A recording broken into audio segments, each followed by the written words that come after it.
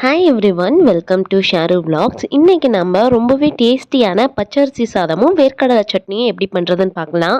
மோஸ்ட்டாக இந்த பச்சரிசி சாதத்தை ரொம்ப ரேராக தான் எல்லாருமே யூஸ் பண்ணுவீங்க. ஒயிட் ரைஸ் கூட கம்பேர் பண்ணுறப்போ இது ரொம்ப லெஸ் ப்ராசஸ், ரொம்ப நல்லதும் கூட. பச்சரிசியை எப்பயும் நல்லா க்ளீனாக வாஷ் பண்ணிடுங்க. இது ஒரு 1/4 மணி நேரம் ஊறினாலே போதும். குக்கரில் வைக்கிறப்போ ரொம்ப ட்ரையாக இல்லாமல் கொலகொலான்னு வர மாதிரி குக் பண்ணி எடுத்துக்கணும். அதுக்கு நான் 3 கப் ரைஸ் எடுத்திருக்கேன். 1 கப் ரைஸுக்கு 3 டம்ளர் தண்ணிங்கிறது தான் ரேஷியோ. ஸோ நீங்கள் எவ்வளோ குவான்டிட்டி எடுத்தாலும் இதே ரேஷியோவில் வச்சுக்கோங்க. அவ்வளோதான். 3 to 4 விசிலில் ப்ரெஷர் குக் பண்ணாலே போதும், ரைஸ் ரெடி ஆயிடும். அடுத்து வேர்க்கடல் சட்னிக்கு ஒரு கடாயில் 10 to 15 வரமிளகாவை வறுத்துக்கலாம். மீடியம் ஃப்ளேம்லேயே வறுத்துக்கோங்க.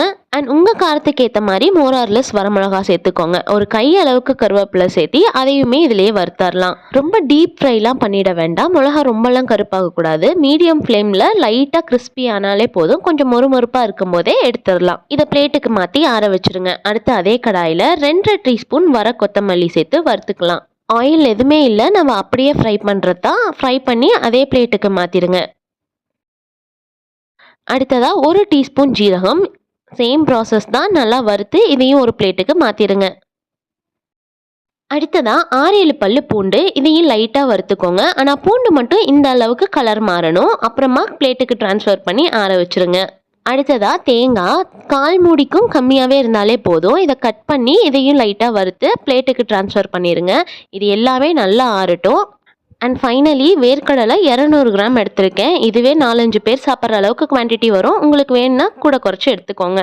அண்ட் வேர்க்கடலையை நல்லா வறுத்து எடுத்துக்கோங்க. கலர் இந்த அளவுக்கு மாறணும். இதில் சின்னதாக ஒரு டிப் சொல்கிறேன். வறுக்கும் போது டப் டப்னு ஒரு சவுண்டு வரும். அந்த சவுண்டு இருக்கிற வரைக்கும் பச்சையாக இருக்குன்னு தான் அர்த்தம். அதெல்லாம் குறைஞ்சதுக்கப்புறம் இந்த அளவுக்கு வறுத்து எடுத்துக்கோங்க. தோலை ரொம்ப எடுத்துட வேண்டாம், லைட்டாக எடுத்தாலே போதும். அடுத்து நம்ம ஆறின மிளகா கருவேப்பிலை கூட 1 டீஸ்பூன் உப்பு சேர்த்தி இதை நல்லா கொரகொரப்பாக அரைச்சி எடுத்துக்கோங்க. இந்த அளவுக்கு கொரகொரப்பாக அரைச்சதுக்கு அப்புறம் நம்ம ஆறின வேர்க்கடலையும் இதுல சேர்த்திக்கலாம். இப்போ அரைக்கிறப்போ கொஞ்சம் கொஞ்சமா தண்ணி சேர்த்தி அரைச்சுக்கோங்க.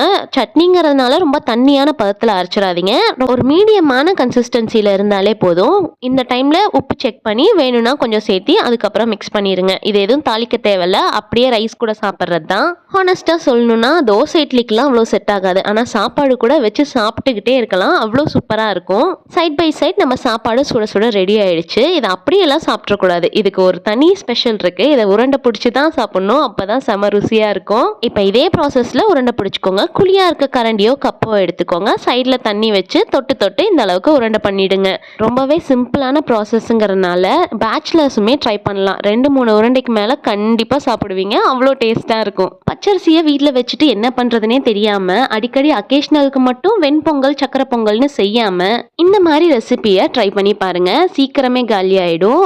கம்பேர் டு ஒயிட் ரைஸ் இது லெஸ் ப்ராசஸ்டுங்கிறதுனால இதில் விட்டமின்ஸ், மினரல், ஃபைபர், இப்படி நியூட்ரிஷனல் பெனிஃபிட்ஸ் இருக்கிற ரெசிபி தான் இது. ஸோ பச்சரிசி சாதமும் வேர்க்கடலை சட்னியும் மறக்காம ட்ரை பண்ணி பாருங்க. இந்த வீடியோ உங்களுக்கு யூஸ்ஃபுல்லாக இருக்கும்னு நினைக்கிறேன். பிடிச்சிருந்தா லைக் பண்ணுங்க, உங்க ஃப்ரெண்ட்ஸ் எல்லாருக்கும் ஷேர் பண்ணுங்க. நம்ம சேனலை மறக்காம சப்ஸ்கிரைப் பண்ணிக்கோங்க.